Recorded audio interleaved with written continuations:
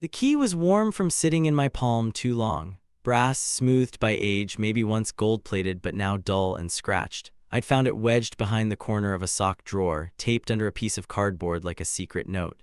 And for some reason, I hadn't put it back, not right away. She called me just as I was flipping it over in my hand. "Don't forget the utility payments due tomorrow, okay? Use the link I sent you, not the website." Not a question, not a request, just a reminder. But that tone, clipped, efficient, cold like she was reciting a meeting agenda, made the metal feel heavier. "Yeah, I got it," I said, pocketing the key like I hadn't already started shaking. "I'm Mike, 37, project manager for a mid-sized tech firm outside Chicago, married 9 years, no kids, no pets, just me and Natalie, and until that Tuesday morning I thought I understood our arrangement." Natalie handled the money. That's not to say I was broke or careless. I brought in about the same income she did. She was in legal operations for a regional bank. But somewhere along the way, early in the marriage, she just took the reins, offered to set up autopay for our bills, suggested consolidating accounts for efficiency, mentioned how we didn't need 2 separate savings plans when one clear strategy could help us reach our goals faster. She had graphs, color-coded spreadsheets, retirement projections. I thought it was love mixed with organization. I didn't realize it was control. The first time I noticed something was off, I was in line at a CVS trying to buy cold medicine. It was January. I'd been coughing for days. The woman at the register gave me a tight smile as the machine beeped. "Card declined." I'd blinked, pulled out my phone, checked the app. Balance $14.78. That didn't make sense. My paycheck had cleared 3 days earlier. I remember texting Nat. "Hey, something weird with my card. Did you move anything around?" "Yup, we had that HVAC repair last week, remember? I moved stuff to cover it. Check the shared Google Sheet. Use the emergency card for now." That was 3 years ago. I used the emergency card. She later refilled my personal checking with a transfer, and I let it slide. Then came the gas station incident. Then the missed Amazon Prime renewal. Then the Christmas gift return because we need to be leaner this quarter. Her words, always with the management speak. Eventually, I stopped asking. I just assumed if I couldn't afford something, Natalie had a reason. The key sat in my drawer for 3 days before I touched it again. Friday night, she had drinks with her coworkers, some farewell for a paralegal transferring out of state. She kissed me on the cheek on her way out. "Don't forget to Venmo me for the car insurance," she said, grabbing her clutch. I nodded. Then I waited 2 hours, made sure she didn't come back for her umbrella or a charger, and went to the garage. We kept an old lockbox under the shelf where I stored paint cans and broken tools I always meant to fix. She said it was just to keep documents safe, but I hadn't opened it in years. The key clicked the lock on the first try. Inside, folders, neat plastic sleeves labeled in her handwriting, receipts, health, taxes, and one marked household budget private. I opened that one. And that's when it started to unravel. It wasn't just that she moved money around. It was that she had been splitting our money. Her income had been going into an account I didn't know about, a completely separate one under her maiden name. I could tell by the printouts, monthly transfers, statements from Lakefront Credit Union, a place I'd never even heard of. More alarming, her deposits were almost double what I thought she made: bonuses, stock vesting, side consulting work. And on the last page, a transaction log, I saw something that made my fingers go cold. Transfer to Savannah Park Properties LLC, $12,000. Another line. Automatic draft, Legal Shield Premium Plan. And another. ATM withdrawal, $800, Evanston. I didn't understand all of it, but I understood enough. She was stashing money away, quietly, purposefully, possibly preparing for something, maybe without me in it.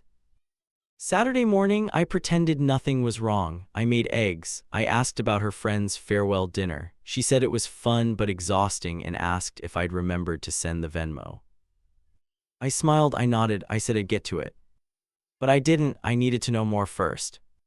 I spent the weekend playing detective. Quietly, methodically, I went through our filing cabinet. I searched the shared cloud folders. I checked the laptop we both used and opened Excel files with names like Q1 Budget 2024 Draft. Everything she'd shared with me looked airtight, sensible, conservative even. But now I knew to check the creation dates. Many of the docs had been last modified over 6 months ago. Some over a year. Then I checked her work bag. I know it was a violation, I'm not proud of it. Inside, a folded printout property listing, a 2-bedroom condo in Evanston, under contract stamped in red, estimated closing date April 12. We live in Naperville. That's over an hour away. I didn't confront her, not then. I made a copy of everything, scanned the folder, took pictures of the receipts, saved the account numbers. And on Monday, I left work early and drove to Lakefront Credit Union. The clerk at the desk asked for my ID. I gave it. She looked confused. "I'm sorry, sir, you're not authorized on this account." I handed over the printout. "This is my wife. I'm just trying to understand what's happening." The clerk pursed her lips. She couldn't say anything. Privacy laws, all that. But as I turned to leave, she said quietly, "Sometimes spouses open accounts for different reasons. Doesn't always mean what you think." Her eyes lingered too long. That night, I lay next to Natalie in bed while she scrolled through Pinterest. Wedding cakes, curtains, beach resorts. We weren't planning a wedding or a vacation. She noticed me looking. "What?" "Nothing," I said, "just tired." She smiled and flipped to another board titled Peaceful Places. I went to sleep wondering if she was planning to leave me. But I was wrong. She wasn't planning to leave me. She was planning something worse. The next morning, Natalie made smoothies. Blueberry, protein powder, half a banana, her usual Monday blend. She wore her light gray cardigan, the one with a snag near the elbow she never noticed, and hummed softly while waiting for the blender to finish. "Need the car today?" she asked without turning. "I'm working from home," I lied. She nodded and left the keys on the hook by the door. 10 minutes later, she was gone. I stood at the kitchen counter, watching the condensation slide down the side of her half-finished smoothie, and whispered out loud to nobody. "What are you hiding?" I'd never been much of a tech guy, but I wasn't completely useless. I knew enough to dig through browser histories, synced cloud backups, and deleted folder caches. But Natalie was meticulous, every trail cleaned, every login scrubbed. Except for one thing, the password manager. We both used an app to store logins. She once insisted we sync our entries for emergencies. I hadn't opened it in years, but when I did, there it was, a list of over 30 saved sites, half of which I didn't recognize. One caught my eye. SavannahParkPortal.com. I copied the site into my browser, clicked enter, and held my breath. Real estate management software, tenants, owners, contractors. There was a login form, but no forgot password option that didn't send a code to her email. I almost gave up. But then I tried our old anniversary password from the first apartment lease we'd signed. It worked. The portal was basic, but the information was. Owner dashboard. Name Natalie R. Wexler. Property 211 South Greenwood Ave, Unit 2C, Evanston, IL.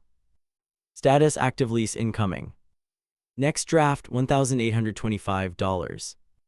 Account linked *5446 Lakefront CU.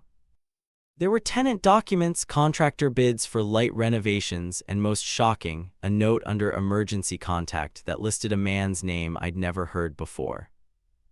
Emergency contact, Daniel Keene, co-signer. I stared at the screen like it might change. Daniel. Who the hell was Daniel? That night I tried to act normal. I asked if she wanted to watch something. She didn't. She had a headache, said she was going to sleep early. I lay in bed next to her while she scrolled on her phone. Then out of nowhere I asked, "Do you know a Daniel Keene?" Her hand froze mid-scroll. What? She asked too quickly. Daniel Keene, just a name I saw pop up at work. Weird coincidence. She waited 2 full seconds before answering. Number doesn't ring a bell. I nodded, just checking. She rolled over, faced away from me. The next morning, she was cheerful, made toast, kissed me twice, left early for a client call. The moment the garage door closed, I opened her laptop. The documents folder had a subfolder called Old Cases. Inside, legal correspondence from a firm she'd interned with a decade ago. One of the scanned letters included a signature line. Daniel Keene J.D. Keene and Blackwell LLP. So he wasn't just anyone. He was a lawyer. I didn't know what to think. Was he helping her buy the condo, hiding assets, planning a divorce? I started writing out possibilities. Literally, I opened a notepad and made a list. She's planning to move and start over. She's hiding money in case I leave. She's funneling money for someone else. She's buying this place with Daniel. That fourth one made my stomach turn. By Wednesday, I couldn't take it anymore. I called the Lakefront Credit Union again. This time, I didn't ask to see her account. I asked to open my own. They were polite, gave me options, said I could come in with 2 forms of ID. When I arrived, I asked if they had joint account services. The clerk nodded. Then I asked a question I hadn't dared say out loud until that moment. If someone were moving money to a private account from a joint income, but the other spouse didn't know, is that something you flag? The clerk smiled tightly. We recommend full transparency in shared financial planning, but if both names aren't on the account, it's legally separate. Even if they're married. Especially then, she said. Thursday night, I pulled Natalie's work bag from the closet again. I know it was wrong, but I couldn't stop. I needed something concrete. This time, I found a thin folder tucked inside a book jacket, inside The Silent Patient of all things. Inside the folder, a letter of intent, dated 3 months ago. From Daniel Keene, on letterhead. It wasn't a property contract. It was a custody agreement. No names of children, of course, but it referenced shared assets, financial custodianship, and trust establishment in the event of spousal financial incompetence. That last phrase made my ears ring. Incompetence. I waited until she was brushing her teeth. "You been thinking about leaving me?" I asked from the bedroom. The electric toothbrush buzzed to a halt. What? Just a question, I said. Seems like you've got some separate plans, condo, separate accounts, legal counsel. She walked out, face wet, toothpaste on the edge of her lip. Were you going through my stuff? Are you planning to leave me? I asked again. Her eyes narrowed. No, not yet. That word "yet" hit me harder than anything else. We didn't speak again that night. She slept in the guest room. And for the first time in our marriage, I locked the bedroom door. Friday morning, I called my brother. He's a CPA. I told him I needed to know how to protect myself, quietly. He didn't ask questions. I'll bring forms, he said. Saturday, you're not crazy. Whatever's happening, paper trails don't lie. And neither did the manila envelope he handed me the next day. Inside, a printed financial report based on the numbers I'd pulled from her folders. She had over $136,000 in her lakefront account. I had $412.63 in mine. That wasn't an accident. That was a strategy. Saturday night, I sat in the car outside a Panera Bread in Evanston, engine idling, knuckles white on the steering wheel. I'd spent the last 4 hours in a fog rereading every document, every bank line item, every fake shared spreadsheet Natalie had ever shown me, but none of it gave me what I needed now, answers. Just one answer, really. Who the hell was Daniel Keene to her? I hadn't told my brother everything, just enough to keep him from panicking. But the part I couldn't shake was the signature on that custodial agreement. His name appeared not just as a co-signer on the condo, but as the appointed trustee of her hidden financial assets. And trust doesn't just get handed out. Not in writing. I pulled the visor mirror down and stared at myself, eyes sunken, shirt wrinkled. I looked like someone who'd been robbed but didn't realize it yet. The cafe was half empty, just a couple of grad students with laptops, one old man reading a paperback. I scanned the room again. There, in the far corner booth, a man with dark-rimmed glasses, salt and pepper beard, and a tailored navy blazer. He was sipping black coffee like he didn't have a care in the world. Daniel Keene. I only knew it was him because I'd found a headshot from a bar association website after 2 hours of digging. I walked straight to his table. Excuse me, I said, you're Daniel Keene. He looked up, puzzled, then cautious. I'm Natalie Wexler's husband. His face changed. Not shocked, just neutral, calculated. Would you like to sit down, he said. He didn't deny it. Didn't pretend not to know her. I've known Natalie for over a decade, he said. She interned under me during law school. We kept in touch. And you're helping her what? Hide money, start a new life, set up legal firewalls against me. His gaze didn't flinch. You sound upset, which makes sense. But no, I'm not helping her hide anything. I'm executing what she instructed me to do, organize her financial portfolio in accordance with long-term security. For her, I said. He nodded, and by extension, the future she wants. I let that hang there. Then, is she planning to leave? He exhaled through his nose. That's not my place to say. You're her lawyer. I'm her friend. Those two words changed the air in the room. I don't remember leaving. I just remember ending up in the Target parking lot across the street, hands trembling so badly I dropped my keys trying to unlock the door. She had a plan. It didn't include me.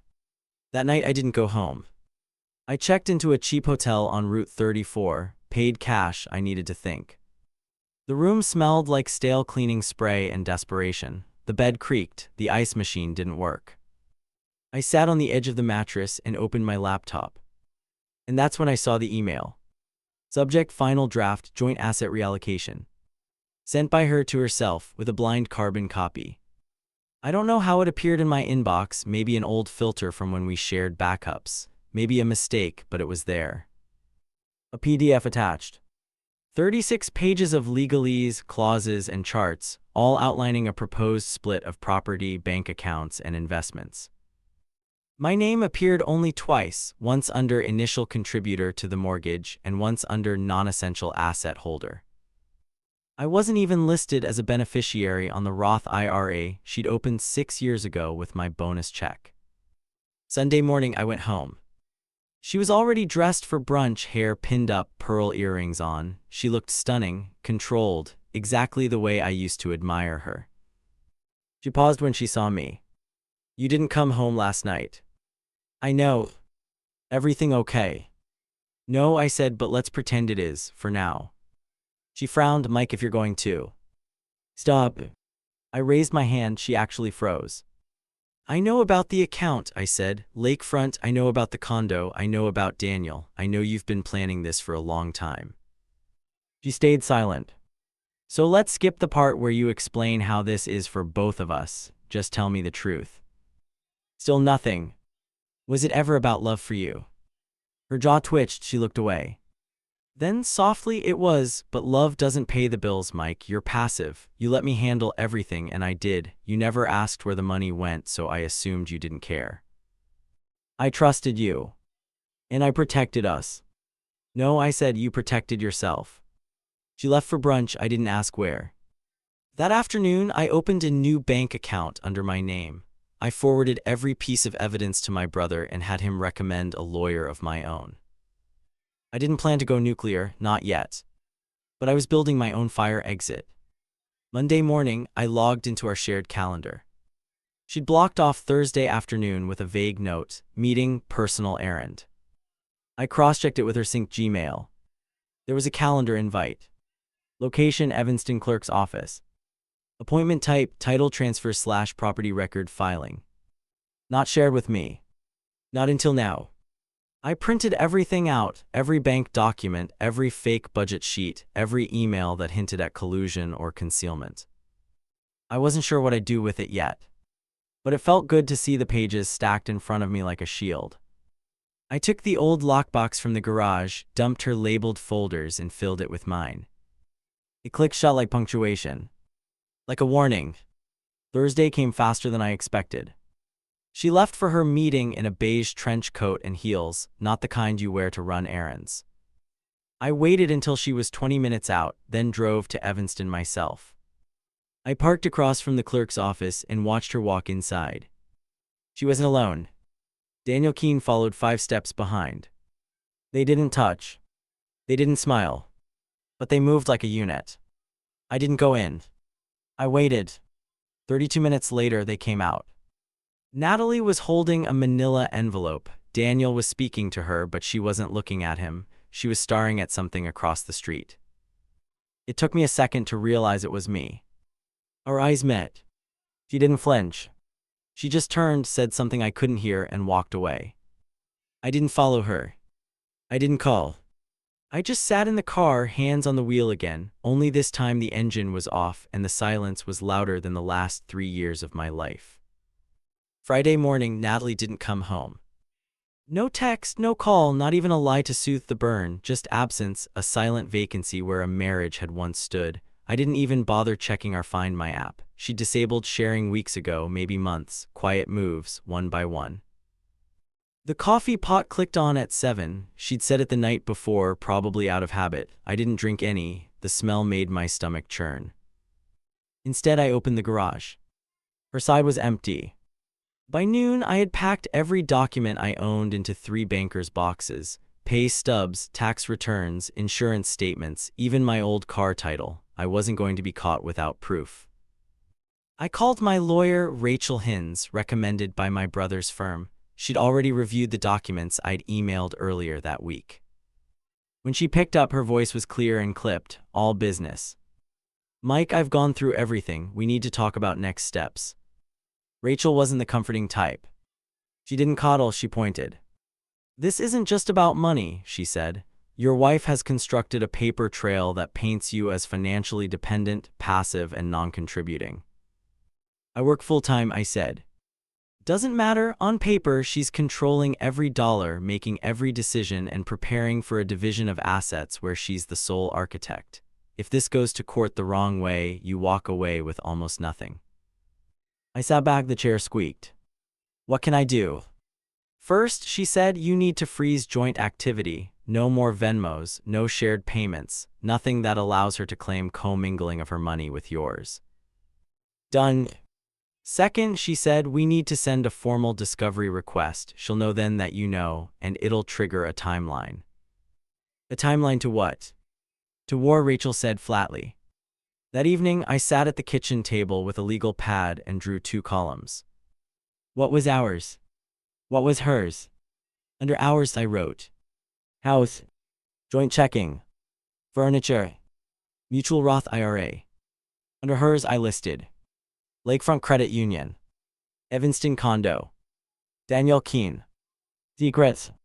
I circled the last one 3 times. At 8:22 p.m., my phone buzzed.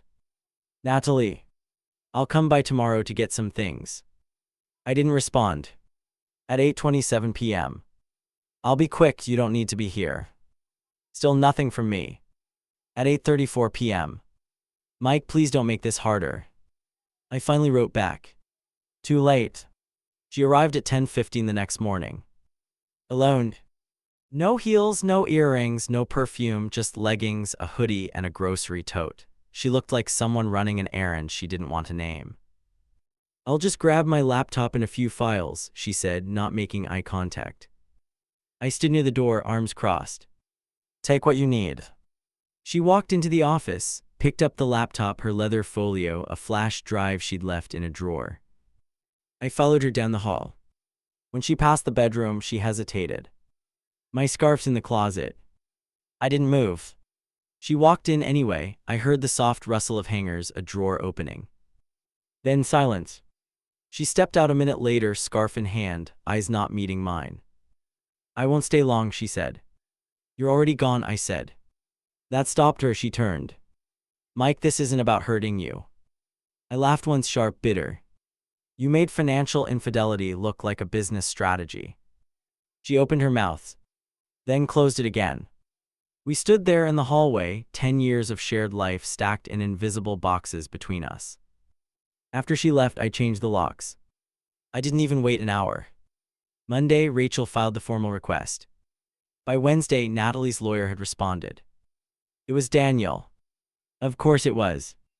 The letter was professional, clinical, and signed in blue ink. My client acknowledges receipt of discovery and agrees to cooperate fully. Please find attached an itemized list of all non-marital assets. There were 8 pages. All categorized. All neat. All designed to make sure I got as little as possible. But then I saw it. Page 6. Line item, company equity grant, unvested, non-transferable. I recognized the firm name. It was my company. Only the shares weren't mine. They were Natalie's. Which meant she'd been consulting for my company on the side, probably under a temp contract. maybe for compliance, maybe legal framework. But she never told me. That wasn't just shady. That was conflict of interest territory. And if she hadn't disclosed it, that opened a door. I called Rachel. "Double check line 6, I said. She went quiet. "This could change things," she said. "How much?" "A lot, if we can prove she was benefiting from insider access through you and didn't disclose it. We can challenge the validity of her asset classification, possibly even reopen claims on the condo as marital property." A pause. "But she'll fight back." "Good," I said. "I'm tired of ducking." The next week was a blur of documents, phone calls, notarized statements. My company HR had no idea Natalie had done any consulting work. She'd been contracted through a third-party vendor. I got copies of the vendor list. Her name appeared twice, both under strategic compliance review. It wasn't illegal, but it was undisclosed. And in a divorce, that matters. We set a court date. Mediation failed, of course it did. Natalie sat there across the table, arms crossed, jaw clenched, answering everything with the same 3 words: "That's not accurate." She didn't even flinch when Rachel brought up the consulting gig. She just said that was my work, separate from him. Rachel smiled politely and slid over the vendor list. "I think the judge will be interested in seeing who signed the vendor authorization form." It was me. Natalie paled. That night she texted me, "Can we talk?" I didn't reply. 20 minutes later. "You're not who I thought you were." I stared at the screen. Then typed, "Neither are you." 2 days later, Daniel called my lawyer. He wanted to explore settlement. We countered, demanded 50% of the lakefront account, a lien on the Evanston condo, and withdrawal of her claim on our house. They pushed back. We didn't blink. In the end, she gave up the condo, transferred the lakefront funds to a third-party holding account for division, and signed over full ownership of our house to me. In exchange, I waived spousal support.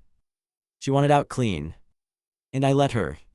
The day the papers were finalized, I opened the lockbox one last time, took out every document, shredded them one by one. Except one. The manila envelope she'd walked out of the clerk's office with. I opened it. Inside, the original title transfer document. Never filed. Never stamped. Just a draft. She hadn't gone through with it. Not all the way. Maybe because she saw me in that parking lot. Maybe because something in her, despite everything, still had a sliver of hesitation. I didn't know. And I didn't care anymore. I burned that last page in the backyard fire pit. Watched it curl into ash under the cold night sky. The house echoed. Not because it was empty exactly, most of the furniture was still there, the bed still made, the coffee table still stacked with unread magazines. But without her footsteps, without the click of her heels down the hallway or the sound of her typing late into the night, the house had space again. Space and silence. I didn't fill it with music. I didn't bring in noise just to erase her absence. I let it ring.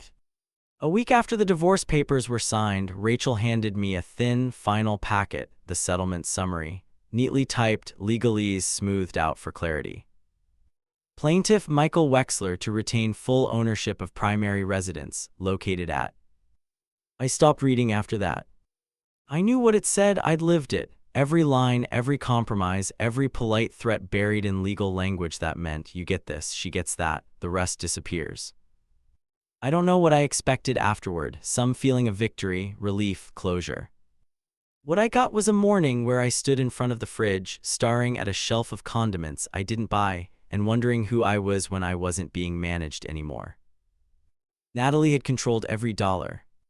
Every transaction was vetted, every Venmo request a conversation, every grocery receipt a reminder that she had a system. For years, I told myself it was because she was organized, efficient, smarter about money. But it wasn't about skill. It was about permission. I had been trained to ask for mine. Now I didn't ask. I started small. I bought a new pillow, one with memory foam and a ridiculous price tag I never would have justified before. Then I switched internet providers, canceled a streaming service I hated. I took my lunch to work, cooked pasta without checking calorie budgets, left dishes in the sink overnight just because I could. They were tiny rebellions, but they felt like mine. 2 weeks later, I saw her. Not in person. Online. A LinkedIn update pinged my email. Natalie Wexler, new position, legal strategy advisor, Chicago Equity Group. Her profile picture was updated, same careful smile, same calculated calm. There was no mention of Daniel. No mention of the condo. Just a sanitized version of her climb. I didn't click. Didn't scroll. Didn't message. What I did do 3 days after that was open an old notebook I hadn't touched in years.